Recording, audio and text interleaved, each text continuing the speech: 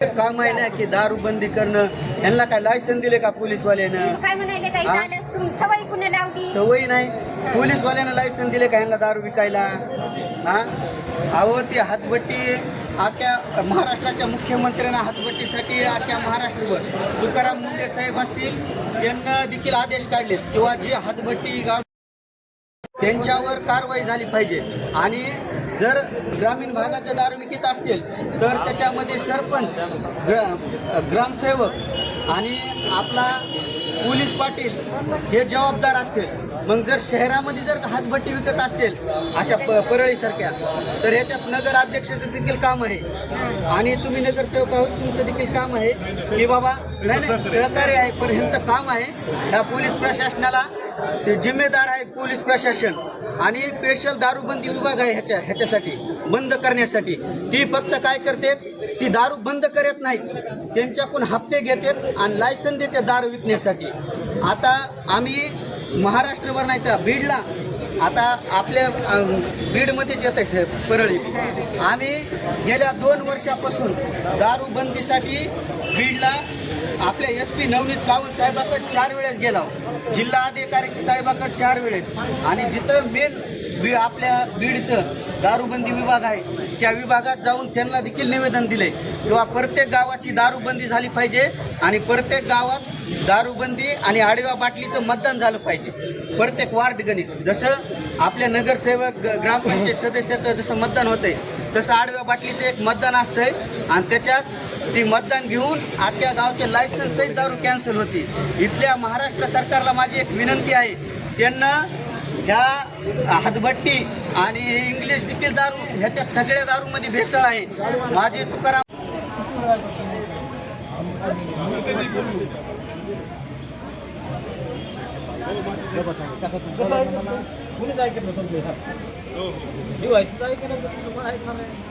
कारवाई करल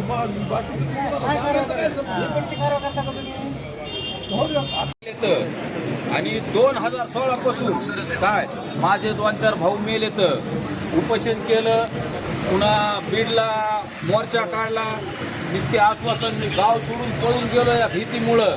अजून दारू बंद झाली नाही.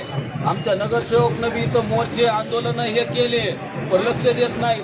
मला ताप आली, खोकला आलं, आमचं सांभाळताव का, आमचं कुटुंब बघताव का म्हणून हे नुसते आश्वासन देते. 1-2 महिने दारू बंद करते तर पुन्हा चालू करते केलं होतं. पण आता SP समोर आम्ही उपोषण करणार आहोत आणि जोपर्यंत ह्यांच्या रिपोर्टची कारवाई होत नाही तोपर्यंत आम्ही उठणार नाही. परंतु आता ह्याच्यानंतर आता आम्हाला आश्वासन दिलेलं साहेबांना की आम्ही त्यांच्यावर कारवाई करतो म्हणून. ही कारवाई जर नाही झाली तर आम्ही साठेनगर हिमनगर येऊन आम्ही पुढची कारवाई करू. आम्ही उपोषण करू, वाचवायचे प्रयत्न बी करावे लागतील आपल्याला. लय म्हणजे जवानच मारायला लागले. आणि साठेनगर भीमनगरला एक चौकी देणं गरजेचं आहे. कारण का की चौकी दिली ना तर तिथं समजा होतं या ही गणेश पार्कची चौकी कवा चालू राहते कवा बंद राहते या. हा आणि कवा तरी येणं जाणं ते उपयोग नाही होणार ना. मी 2 वर्षांना SPची भेट घेतली, उपोषण केलं. नितीन रोडे नगरसेवक अनेक प्रतिष्ठित माणसं भीमनगर साठेनगरचे होते. 2 वर्षानं मी सतत विचार करतो. आम्ही SP DYSP पोलीस पोलिटिशियन तरी पण हे आमचं काही लक्षात घेत नाही. भीमनगर साठेनगर अनेक तरुण पोरं व्हायला गेले दारू पिऊन. ह्याच्यावर कोणी कारवाई करत नाही आणि आम्ही कारवाई करण्यासाठी आलेलो आहे. आत्ता एक तरुण साठेनगरमधला त्याचं काय नाव होतं? सुरेश मस्के ते दारू पिऊन वारलेलं आहे. त्याच्यामुळे सगळे महिला त्यांच्या बहिणी आई सगळे आमचे आलेले तिथं. आम्ही निवेदन दिलेलं आहे इथं.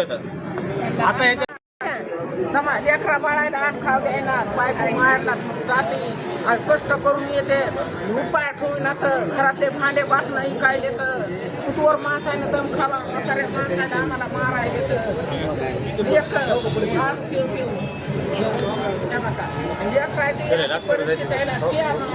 आणि दारूवाल्या पांच्या खाली मस्त खायला तर लोकांचं दारू विकणार कसं करायचं आणि काय करायचं आमच्या आईचं कसं करावं ते काय कळलं. आई त्याच्यावरच जगू लागली. म्हाताऱ्या मायला काल मारलं दारू पिणे आणि मरून गेला. ते बाबून पैसे घेतले तुम्ही सांगा तर. कपडे काढून पैसे घेतले दारूवाल्यानं पैसे घेतले दारूवाल्यानं 500 रुपये घेतले. पैसे नाही दिले तर मला कुठं काढून दे काढून द्या म्हणजे शर्ट काढून 500 रुपये द्या नाही तर 500 घेतले तेव्हा दारात माझ्या भावाचे काढून गेले. 500 घेतले नव्हते गेलं घरी. खाऊ द्यायला काय खायला आखरी लातानं भगुना लातानं दुमडी लेकरू ढकलायचं लातानं आणि पाण्याचं विषय काय आपल्याला ती रात्र कशी उघडते त्याची काळजी पडलेली राहते पुन्हा सकाळी 5 वाजता बी पुन्हा ते असं थरथर कापणार ती थरथरी एक जाय नाही म्हणून ते माणसाला माया येते या परत तसंच होतंय त्यांना नुसते थरथर त्याच्याजवळ 500 रुपये असे लुटाळून घेऊन त्याला आम्ही लोक त्या गावाला गेले ना काय करावं आम्ही आम्हाला सकाळी जरा फोन आले मध्ये गोळ्या टाकायला काय केलं ते